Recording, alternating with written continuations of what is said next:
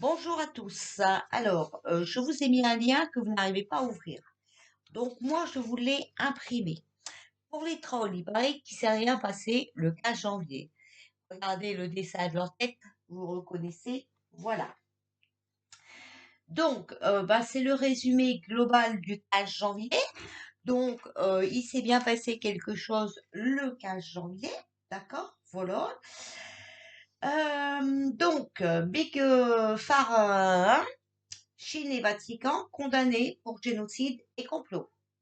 D'accord?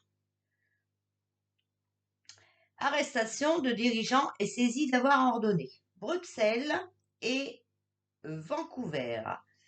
La Cour internationale qui a forcé le pape Benoît XVI à quitter la prison en 2013 a porté un coup à la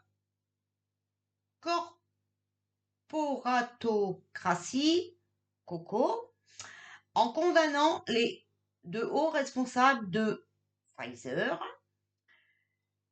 GlaxoSmithKline, Chine et Vatican de crimes contre l'humanité.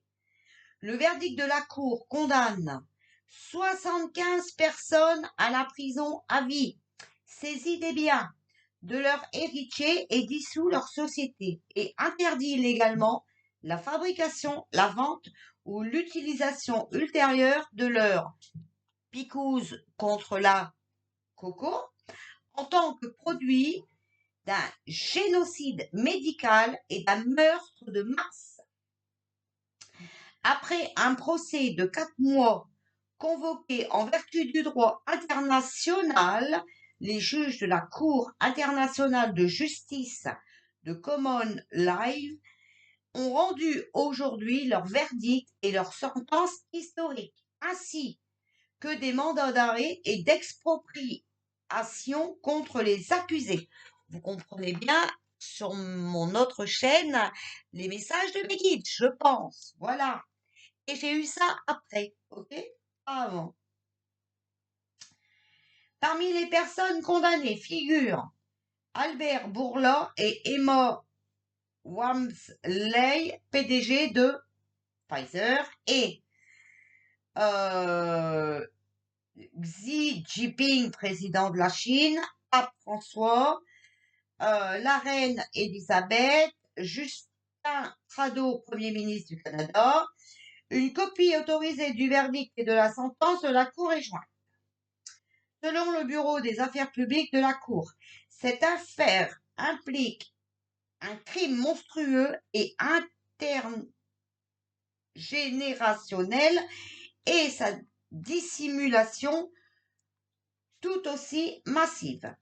Les plus hauts responsables de l'Église, de État et des entreprises ont pendant des années personnellement sanctionné et profité de la torture, du trafic et du meurtre systématique d'enfants dans les expériences de tests de drogue mortelle pour produire la picouse, coco, dans le cadre d'une conspiration criminelle visant à réduire l'humanité à l'esclavage.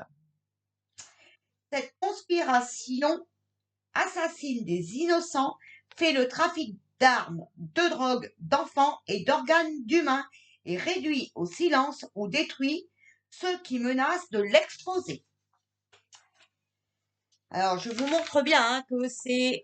voilà, maintenant on va passer au dos. Vous voyez bien que voilà. D'accord?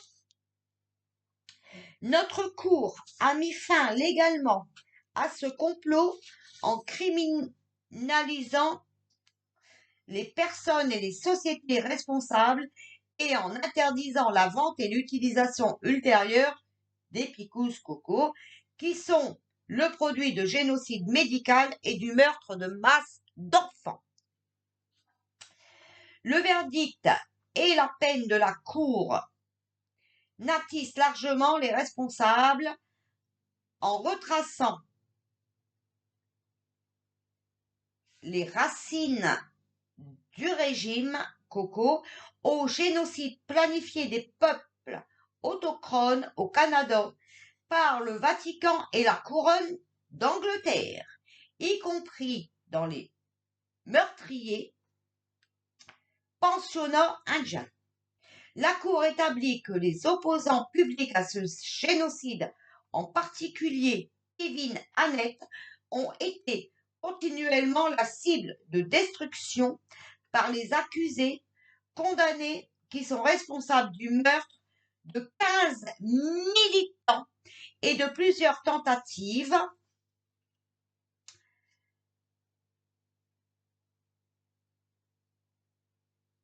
récentes mort d'Annett. Nos mandats permettent non seulement à nos shérifs et à nos policiers suppléants, mais aussi à des personnes du monde entier d'appliquer le verdict de la Cour en arrêtant les criminels condamnés, en saisissant leur avoir et en mettant fin à leur vente et à l'utilisation des picouses contre le coco dérivé du génocide, a déclaré la Cour. Les tueurs d'enfants ne peuvent plus échapper à la justice en utilisant les privilèges de l'exécutif ou de l'entreprise ou en se cachant derrière le camouflage de crise de santé publique artificielle. Vous comprenez bien.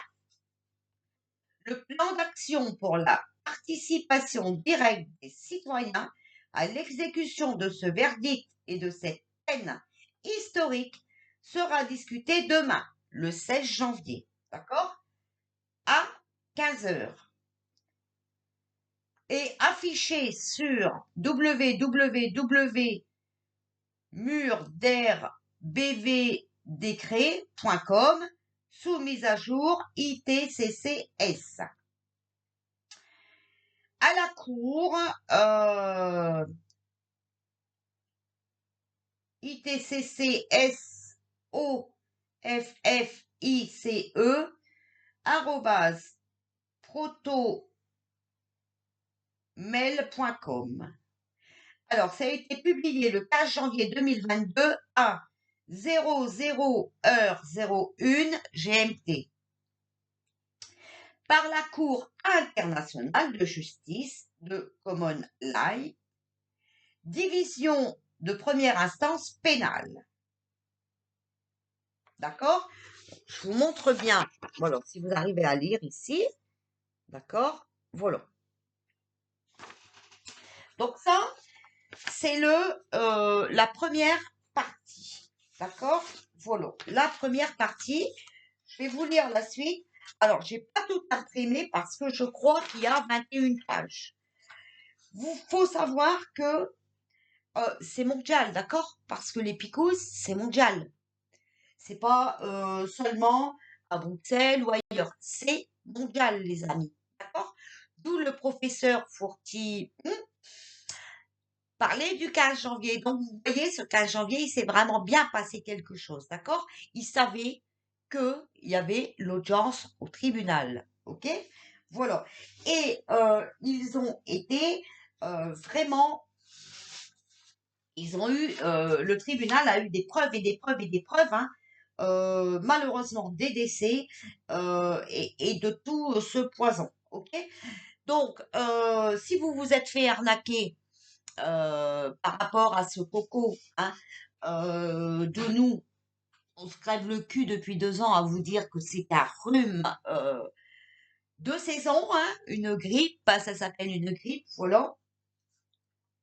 Eh bien, ne le prenez pas mal, hein. Mais arrêtez de vous faire empoisonner. D'accord? Voilà.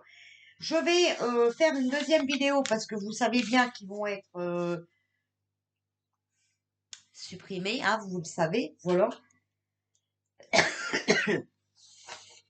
Donc, je vais vous lire quelques autres pages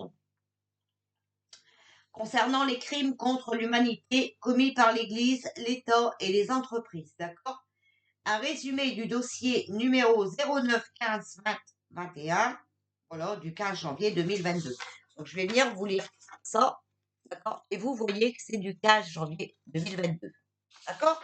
Pour les trolls, ne dites pas encore que c'est nous qui l'avons écrit. Ah, c'est débile.